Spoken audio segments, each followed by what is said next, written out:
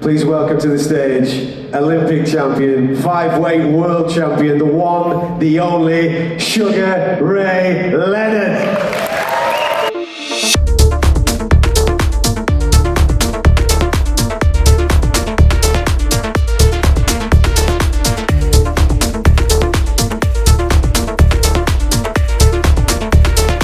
Does it still take your breath away that every time you come to the United Kingdom, the fans come out, you get mobbed in the streets, they still show the love for Sugar Ray Leonard?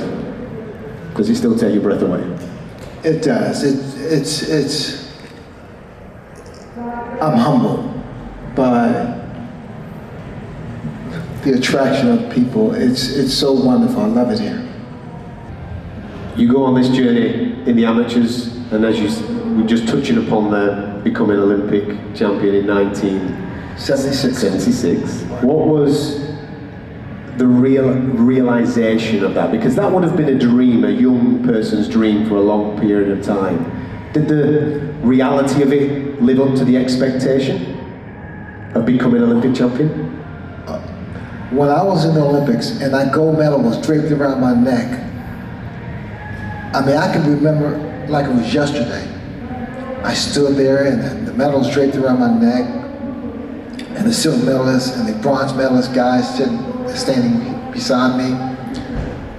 It was so strange because I was so happy to be a gold medal winner.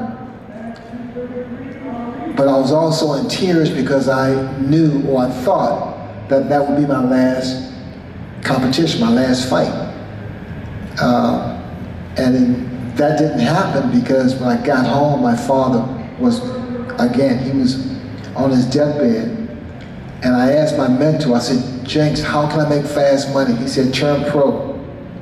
I didn't really give it a second thought. I turned pro. The only reason I turned pro was to help pay the bills and take care of my father a lot more. And that's God, that's when God touched me and said, you can do it, son. You can do it. What was the plan? What did you want to do after the Olympics? What was the career path that you were going to go down? I was given a scholarship and I was going to further my education, get a great job, and take care of my parents. I didn't think about myself. I was going to take care of my parents, get a good job.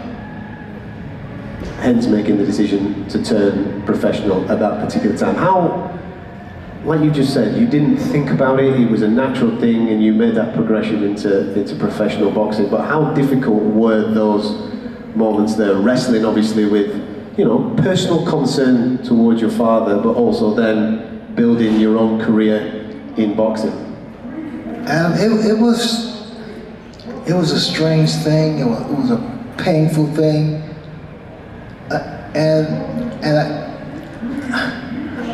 I mean, every night I cried in bed. I cried because I was confused, but I also knew that I could be a boxer, a professional boxer, and take care of my parents, and that was my reasoning. But it all happened. It all became true. I mean, I had good people around me that took care of me. So when people say, well, boxing is an individual sport, it's mano a mano. That's the furthest thing from the truth, because when you have good people around you, good things happen. Well, you had to bring that up. Roberto Duran, who I'm friends with, I love Roberto Duran. But I used to hate that SOB, I mean, we're friends now, but he got into my skin, under my skin, I should say. He got into my head because when we were signed to fight, he would give me the finger, and he gave my wife the finger, and he really took me out of my game because I was going to box him naturally because I was taller and faster and this and that. And I said, I'll beat him in his own game. and I stood toe to toe with Roberto Duran. That man hit me so hard, I looked around and said, who else is in this ring? Because Duran is called Hands of Stone, Manos de Piedras. He hit me so hard. I've never been hit like that. From a guy that size. Yeah. And it bothered me. In fact, when I went back to my dressing room, my locker room, I cried because, you know, when you're out with the guys telling you, hey man, you won that fight, hey man, this and that, man, blah, blah, blah. But when I'm by myself, or when we're by ourselves, we let go. It's okay to vent. It's okay to let go. It's okay to cry. I don't care how big you are, how tall you are, how strong you are. Let that out. Get that junk out your system, out of your mind. And because I know if I do it my way, the chances are it's going to be a different outcome.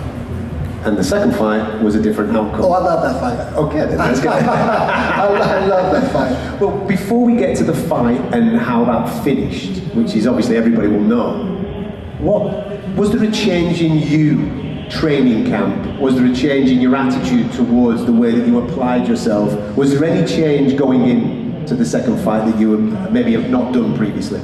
I had less of an entourage, because what happens when you start making money, when you start getting more famous, all these things can be and will be a factor. And I let quite a few of my friends who I love, but they had fun during my training camp.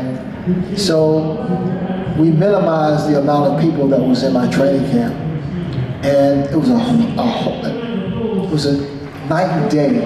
I was more focused. I call it tunnel vision, meaning I'm just on one thing. I choreographed that fight in my head. I used my strong points, which is my hand speed, which is my foot speed. And Ray Charles, the legendary singer Ray Charles, in fact, my name is Ray Charles Leonard. My mother named me after Ray Charles, and she thought I would be a singer. We knew that right away.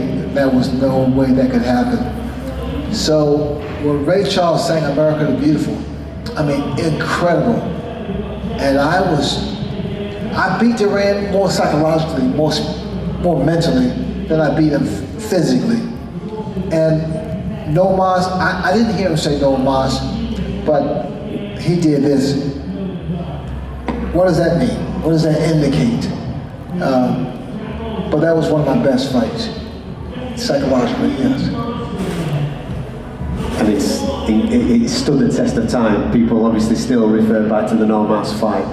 It wasn't the initial fight, but it led to obviously fighting Marvin Hagler and that particular contest. How do you look back at, obviously, first of all, coming out of retirement, dealing with the demons that you're dealing with personally, and then having a fight of that magnitude that the world is talking about? Well, the thing with Marvin Hagler, and I understand people say, you can't do it all, you can't have it all. You had a career, you had a great career, stop it. That's not who I am. I always want to take on enormous challenges. And Marvin Hagler was the one that gave me that.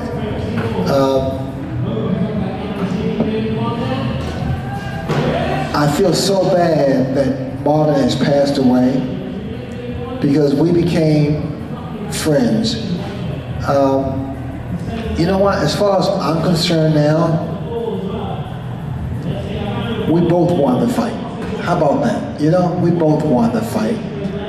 Marvin Hagler is an incredible middleweight, I think one of the best, if not the best, middleweight champions of the world.